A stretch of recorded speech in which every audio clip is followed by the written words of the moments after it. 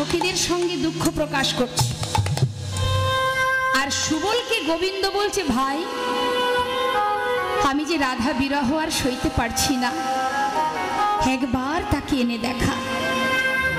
সুবল বলছে, দেখ কানাই, যখন তখন তোর রাধার কথা মনে পড়বে আর তুই তাকে আনতে বলবি, তা কি সহজ কথা? বাদিনীর ঘর থেকে তাকে আনা, মন চাইলেই তাকে দেখা যাবে না। কি করা যায়? আমার তো আর খেলা ভালো লাগছে না ভাই। সুবল বলছে, এক কাজ কর, তাকে আনবো কি করে সে তো পরের চিন্তা। এখন তুই একটা কাজ কর, বাঁশি বাজিয়ে রাধারানীকে তুই ইঙ্গিত করে দে যে তুই তাকে দেখতে চাস। এবার গোবিন্দ এই কথা শুনে বিলম্ব না করে রাধারানীকে বাঁশির সুরে ইঙ্গিত করছে। এই যে গোবিন্দের হাতের বাঁশি মা, আমরা তো সবাই দেখছি তার হাতে বাঁশি আছে। এই বাঁশির সৃষ্টি তত্ত্বটা একটু শুনুন। সত্যযুগে দেবগুরু বৃহস্পতি তিনি নিষ্কাম যজ্ঞ করেছিলেন। সেই যজ্ঞে যখন পূর্ণ আহুতি দেন, ওই হোমানলের মধ্য থেকে একটা 25 পর্বের বাঁশের সৃষ্টি হয়। সেই 25 পর্বের বাঁশ কয়েকটি খণ্ডে বিভক্ত হয় এবং এক একটি খণ্ড এক এক দেবতার হাতে যন্ত্র তৈরি হয়। তা কোন খণ্ডে কি হলো শুনুন, গুনবেন সবাই। নবমে বিষ্ণু সারিঙ্গী, বিষ্ণুর হাতে সারিঙ্গী হলো 9টি পর্বে। সপ্তমে হরকা মকর, ভোলানাথের হাতে ধনুক হলো 7টি পর্বে। 9 7 কত হয় যোগ করুন। পঞ্চমে রামক দণ্ড, রামচন্দ্রের যে ধনুক গান্ডীব, সেটা হলো 5টি পর্বে। যোগ করুন কত হয়। হ্যাঁ, আর ত্রিপর্বে, আহা, পঞ্চমে রামক দণ্ড, রামচন্দ্রের হাতে ধনুক হলো 5টি পর্বে, আর ত্রিপর্বে গান্ডীব অর্জুন, মানে অর্জুনের গান্ডীব হলো 3টি পর্বে। তাহলে মোট কটা হলো? কে গুনেছে? গুনেছেন? 24টা। তাহলে বাকি থাকলো কটা? একটি পর্ব। 25 পর্বের বাস। সেই একটি পর্ব বিশ্বকর্মা নিরজনে বসে গোবিন্দের হাতের বাঁশি তৈরি করলেন। এই বাঁশির আবার 3টি নাম, বেনু, বংশী, মুরলী। বেনু বাজে কখন? যখন তিনি গোষ্ঠে যান। আর বংশী কখন বাজে? যখন রাধারানীকে বাঁশির সুরে ডাকে। আর মুরলী যেটা বেজেছিল একমাত্র রাসে। তাজ আমার গোবিন্দ কি করলেন? বিলম্ব না করে তিনি রাধারানীকে ইঙ্গিত করছে বাঁশির সুরে। খেলা রাসে ছিল সুবলের রসনে, হেন কালে রাধা বদন পড়ে গেল মনে, হেন কালে রাধা বদন পড়ে গেল মনে। খেল রসে ছিল কানাই সুবলের সনে, হেন কালে রাধার বদন পড়ে গেল মনে। যে রাধার কথা মনে পড়েছে, আপনার ধেনু বৎস সঙ্গী গণে দিয়া, তখন আপনার ধেনু বৎস সঙ্গী গণে দিল। রাধা বলে বাজায় বাঁশি ত্রিভঙ্গ হইয়া, রাধা বলে বাজায় বাঁশি ত্রিভঙ্গ হইয়া, শুনি ধ্বনি সুবদনে অথির হইয়া, শুনি ধ্বনি সুবদনে অথির হইয়া। মা রাধা বলে যেই বাঁশি বাজালো, যার উদ্দেশ্যে বাজালো সে শুনতে পেল। আর শুনবা মাত্রই রাধারানী কি করছে? শুনি ধ্বনি সুবদনে অথির হইয়া, শুনি ধ্বনি সুবদনে অথির হইয়া।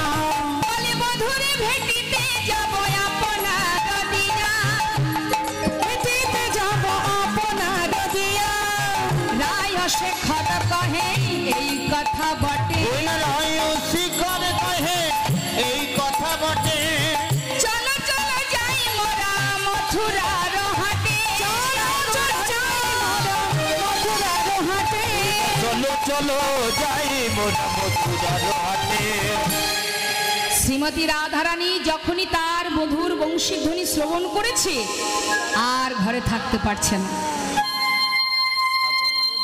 রাধারানী বলছে, দেখেছিস ললিতা, এই সখী, ওই যে বাজে আমার বধুর বাঁশি, সে কি জানে না যে আমি কেমন ঘরে বাস করি? মন চাইলেই তো আমি তার কাছে যেতে পারবো না। সে তো বাজালো। ওই কুল নাশা সর্বনাশা বাসী, সে জানে না কখন বাঁচতে হয়। এই অভাগিনী, কাঙালিনী, গোয়ালিনী যে কিনা বাদিনীর ঘরে বাস করে, কখন বাজে জানিস? শোন তাহলে ললিতা, তোদের কাছে মনের কথা বলি। ওই বাঁশি কখন বাজে ও কি জানে না কখন বাজতে হয়?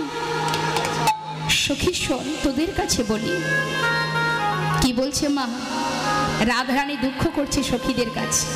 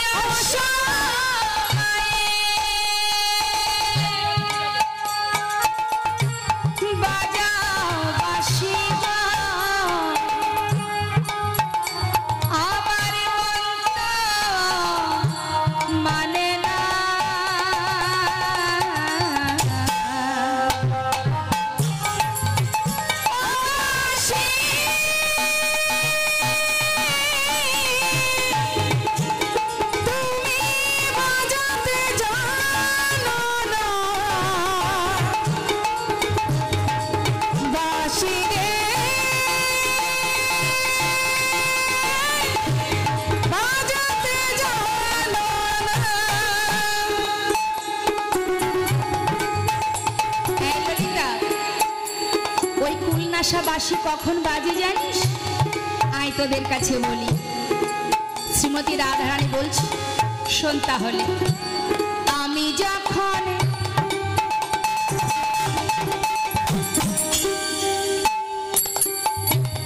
বৈশা থাকি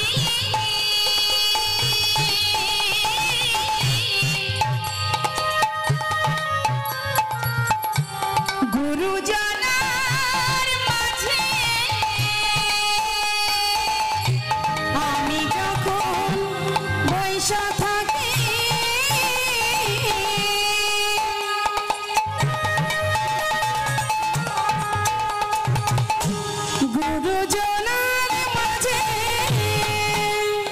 সখী বধূ তখন বাজায় বাঁশি, বধূ তখন বাজায়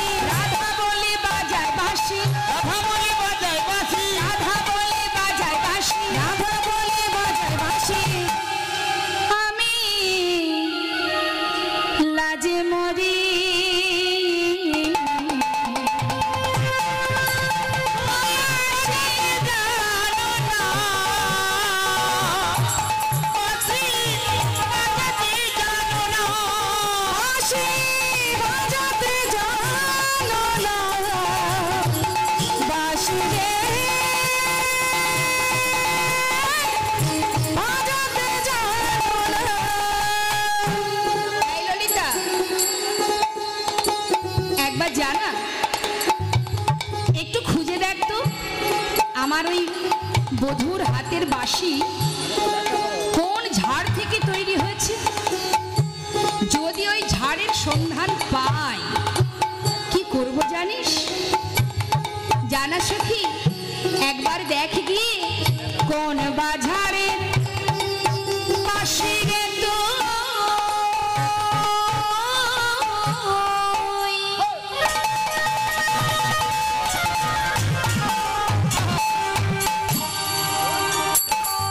নাগাল যদি কোন বাজারে বাঁশি রে তো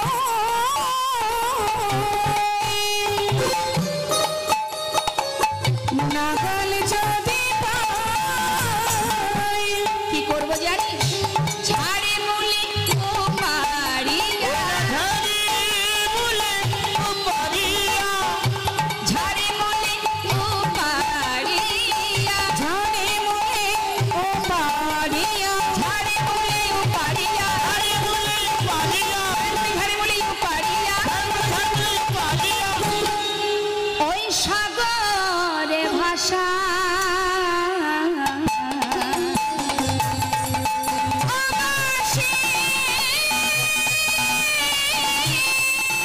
তুমি বাজাতে জানো না বাঁশি রে, বাজাতে জানো না, বাঁশি বাজাতে জানো না, বাঁশি বাজাতে জানো না, বাঁশি বাজাতে জানো না, বাঁশি বাজাতে জানো না। সর্বনাশা বাঁশি তো বাজলো, এখন সুবল বলছে আয় কানাই, বাঁশি বাজানোর পরে যা যা করার সেগুলো করতে হবে। তা কি করে রাধারানীকে আনা যায়? এক কাজ কর, আমাদের বনের মাঝে যিনি মা আছেন যোগমায়া যোগেশ্বরী, তাকে স্মরণ কর। একমাত্র মাই পারতে পারে তোকে তোর মনোবাঞ্ছা পূর্ণ করতে। লীলার সহায়কারিণী মা যোগমায়া যোগেশ্বরী, মা যোগমায়াকে ভগবান বিলম্ব না করে মাকে স্মরণ করলেন, কারণ যোগমায়াকে আশ্রয় করেই তিনি সর্বস্ব লীলা করেছেন। মা আশ্রয় করিয়া ভজে তারে কৃষ্ণ নাহি ত্যাজে, আর সব মরে অকারণে। আগে আশ্রয় করতে হবে, হৃদয় মন্দিরটাকে পরিষ্কার করে। এই হৃদয় মন্দিরে পরমাত্মা রূপে ভগবান বসে আছে, চেত দর্পণ মার্জনা। হরিব, হৃদয় মন্দিরে এই যে দর্পণটি, চিত্তরূপ দর্পণটা পরিষ্কার করতে হবে, কারণ এর মধ্যে মায়া এমনভাবে আচ্ছাদন করে আছে, আমাদের অন্তর মাঝে যে পরমাত্মা রূপে ভগবান বসে আছেন সেটা আমরা চোখে দেখতে পাচ্ছি। জয়নিতাই, আমাদের সবার কাছে ভগবানকে পাওয়ার জন্যে তীর্থেও যেতে হয় না, তাকে পাওয়ার জন্যে মন্দিরে মন্দিরেও ছুটতে হয় না, সবার হৃদয় মন্দিরে ভগবান বসে আছে। তার একটা ছোট্ট প্রমাণ একটু দিই, খুব সুন্দর কথাটা। এখন এক শেঠ বাবু শিয়ালদা থেকে একটা টিকিট কেটে বিশেষ কাজের জন্য 5 লাখ টাকা নিয়ে দিল্লিতে যাচ্ছে। মন দিয়ে শুনবেন না। এখন এক চোরের স্বভাব কি চুরি করা তো। এখন চোর খবর পেয়েছে যে বাবুর কাছে 5 লাখ টাকা আছে। চোর চিন্তা করছে 5 লাখ টাকা যদি নেওয়া যায় বেশ কিছুদিন বসে বসেই খাওয়া যাবে, চেষ্টা করে দেখি পারি কিনা। সেও কি করেছে, সন্ধান পেয়ে ওই শিয়ালদা থেকে একটা টিকিট কেটে ওই শেঠ বাবুর পাশের সিটে গিয়ে বসেছে। শেঠজির পাশে গিয়ে বসে বারবার শেঠজির দিকে তাকাচ্ছে। কেন? মনে মনে চিন্তা করছে আমি যে চোর সেটা উনি বুঝতে পারছেন না তো। কিন্তু যে চোর হয় তার চোখ মুখ দেখলেও অনেক সময় বোঝা যায়, বা চোখ মুখের ভাব যদি অন্যরকম হয় মানুষের একটা আলাদা ধারণা তৈরি হয়, তাই না? এখন বারবার তাকানোতে শেঠজি চিন্তা করছে কি ব্যাপার, এইভাবে আমার দিকে বারবার তাকাচ্ছে কেন, মানুষটা নিশ্চয়ই ভালো হবে না। তা তিনি তো জানে যে তার কাছে 5 লাখ টাকা আছে, তাই টাকার ব্যাগটা ভালো করে চেপে ধরে বসে আছে মা। এখন বেশ চোর মনে মনে চিন্তা করছি বাবু যদি একবার ওঠে তাহলে আমি এই সুযোগে টাকাটা নিয়ে পরের স্টেশনে নেমে যাব। আর শেঠজি মনে মনে চিন্তা করছি যে মানুষটা খুব একটা সুবিধার নয়, অতএব টাকার ব্যাগটা নিজের কাছ থেকে অন্য কোথাও সরানো যাবে না। ওই চোর বেটা যদি একবার কোথাও যায় সেই সময় আমি টাকাটা একটা নিরাপদ স্থানে রেখে দেব। এখন 1, 2, 3, 4 ঘন্টা 5 ঘন্টা হয়ে যাচ্ছে, শেঠজি কিন্তু টাকার ব্যাগটা চেপে ধরে বসেই আছে। আর চোর মনে মনে চিন্তা করছে হায় হায়, এই 5 ঘন্টা হয়ে গেছে একটানা বসে আছে, পায়েও কি ব্যথা করছে না? হ্যাঁ, একটু হাতে পায়ে তো ব্যথা করে একটানা বসে থাকলে, কিন্তু ব্যাগটা রেখে যদি একটু উঠে যায় তবেই তো আমি আমার কাজটা সারবো। কিন্তু উঠছে না যে, আমি তো আর বসে থাকতে পারছি না, আমার হাতে পায়ে যন্ত্রণা হচ্ছে। চিন্তা করছে উনি যখন উঠলেন না, যাই আমি একবার একটু হেঁটে আসি। আর পারছে না, এখন চোর সিট থেকে উঠে ট্রেনের মধ্যে হাঁটাহাঁটি করছে। আর যেই চোখের আড়াল হয়েছে সঙ্গে সঙ্গে শেঠবাবু তিনি কি করেছেন, টাকাগুলো নিজের ব্যাগ থেকে বের করে নিয়ে চোরের ব্যাগের মধ্যে ঢুকিয়ে রেখেছে।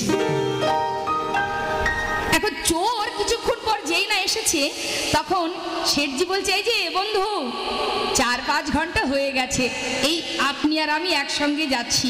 বলি দিল্লি যাবেন নাকি? হ্যাঁ, তা বলি 5 ঘন্টা একসঙ্গে থাকলে একটা বন্ধুত্ব তৈরি হয়ে যায় না? তা বলি একটা কাজ করে দেবেন, এই আমার ব্যাগটা একটু আপনার কাছে রেখে দেবেন, আমি একটু বাইরে থেকে আসছি। চোর মনে মনে বলছে আমি তো এই জন্যই এতক্ষণ ধরে বসে আছি, তুমি একবার যাও না, তারপরে মজা বুঝতে পারবে। এখন যেই না ব্যাগটা তার কাছে রেখে শেঠজি উঠে গেছে, সঙ্গে সঙ্গে বিলম্ব না করে তাড়াতাড়ি করে ব্যাগের চেনটা খুলেছে। খুলে দেখছে কোথায় আর টাকা, টাকা ফাঁকা, টাকা নেই। এবার ব্যাগে যতগুলো চেন ছিল সমস্ত চেনগুলো খুলে খুলে টাকা খুঁজে পাচ্ছে না। টাকাটা গেল কোথায়? চারিদিকে খুঁজছে, সিটের এদিকে ওদিকে, নিচে ওপরে আশেপাশে, টাকা পাওয়া যাচ্ছে না। মনে মনে চিন্তা করছে আমি তো নিশ্চিত এই বাবুর কাছে 5 লাখ টাকা ছিল, কিন্তু টাকাটা গেল।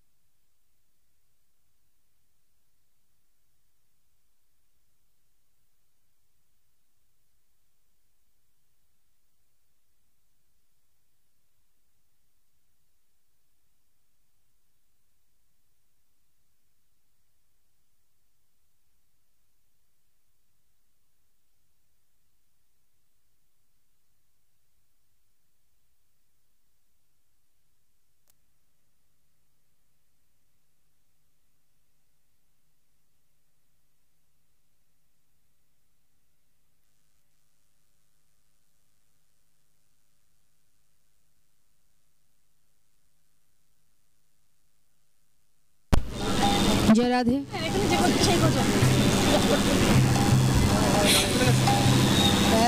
কথা কম। জয় রাধেশ্যাম, জয় নেতা, জয়। তো বাবা এবার মনে মনে চোর চিন্তা করছে টাকা যখন আমি পেলাম না, কিন্তু আমি নিশ্চিত যে তার কাছে টাকা ছিল, কি আজ আমি তার কাছে জিজ্ঞাসা করব, তারপরে ট্রেন থেকে আমি নামবো। তাতে যদি আমার শাস্তি হয়, যা হবে আমি মাথা পেতে নেব, কিন্তু আজ আমি না শুনে যাব না যে টাকাটা কোথায় গেল। এখন শেঠজি যেই না এসেছেন তাড়াতাড়ি করে হাত জোড় করে বলছে, বাবু আজ যখন যে উদ্দেশ্যে এসেছিলাম, উদ্দেশ্য যখন সফল হলো না, আজ আমি জানতে চাই যে 5 লাখ টাকা আপনার কাছে আছে, সেটা আমি জানি, কিন্তু আমি অনেক খুঁজলাম, ব্যাগের মধ্যে টাকাটা পেলাম না। আপনি আমাকে যে সাজা দেবেন আমি মাথা পেতে নেব, কিন্তু আজ আপনাকে বলতে হবে টাকাটা আপনি কোথায় রেখেছেন। শেঠজি বলছে, ও এই কথা, তুমি যখন সত্যি কথাটা বলেই দিলে, তাহলে আমারও আর বলতে অসুবিধা নেই। তাহলে শোনো বন্ধু, তুমি যখন আমার পাশে বসেছিলে, তোমার চোখ মুখ দেখেই বুঝেছিলাম তুমি কোনো একটা উদ্দেশ্য নিয়ে এসেছো। তাই আমি যেমন বসে বসে ভাবছিলাম যে তুমি উঠলে টাকাটা আমি নির্জন স্থানে রাখবো, ঠিক তুমিও ভাবছিলে যে আমি উঠলে তুমিও তোমার কার্যসিদ্ধি করবে। আজ যখন তুমি আমাকে উঠতে দেখলে না, তখন তুমি উঠে চলে গেলে, আর যেই তুমি চলে গেলে, আমি আমার টাকাগুলো আমার ব্যাগ থেকে বের করে আমি বন্ধু তোমার ব্যাগে রেখে। আমি জানি তুমি সব জায়গায় খুঁজবে, কিন্তু নিজের ব্যাগে তো তুমি হাত দেবে না। হরি বল। নিজের ব্যাগে কি হাত দেয় কেউ? কোনো কিছু পাওয়ার আশা করলে সব জায়গায় খোঁজে, কিন্তু আসল জায়গায় তো কেউ হাত দেবে না, নিজের ব্যাগে। তা বলছে আমি জানি যে তুমি নিজের ব্যাগে হাত দেবে না, কিন্তু সব জায়গায় খুঁজে বেড়াবে। তাই সেটাই হচ্ছে নিরাপদ স্থান, আমি ওখানেই টাকাটা রেখেছি। হরি বল। তাহলে আমাদের নিজের অন্তরে, অন্তর্যামী ভগবান পরমাত্মা রূপে বসে আছেন, আমরা তাকে নিজের অন্তরটাকে পরিষ্কার না করে আমরা মন্দিরে তার সেবা দিলে, তার কাজ করলে হবে? পাওয়া যাবে? তাই বিশ্বকবি রবীন্দ্রনাথ ঠাকুর তিনি কি বললেন? আমার হিয়ার মাঝে লুকিয়েছিলে, দেখতে আমি পাইনি তোমার, দেখতে আমি পাইনি। আমার হিয়ার মাঝে লুকিয়েছিলে, দেখতে আমি পাইনি তোমায়, দেখতে আমি পাইনি। বাহির পানে চোখ রেখেছি, বাহির পানে আমার হৃদয় পানে চাইনি। আমার হিয়ার মাঝে লুকিয়েছিলে, দেখতে আমি পাইনি তোমায়, দেখতে আমি পাইনি।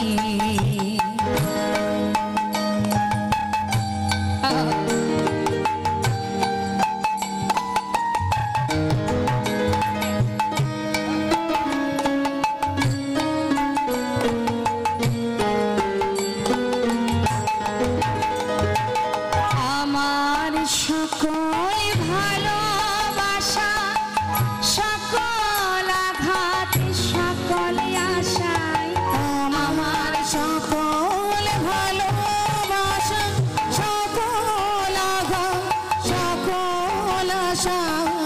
হে প্রভু, তুমি আমার ভালো মন্দ, সুখে দুঃখে সর্বক্ষণ তুমি আমার অন্তরে ছিলে, কিন্তু আমি তোমায় দেখতে পাইনি। কবি রবীন্দ্রনাথ ঠাকুর গাইছে, আমার সকল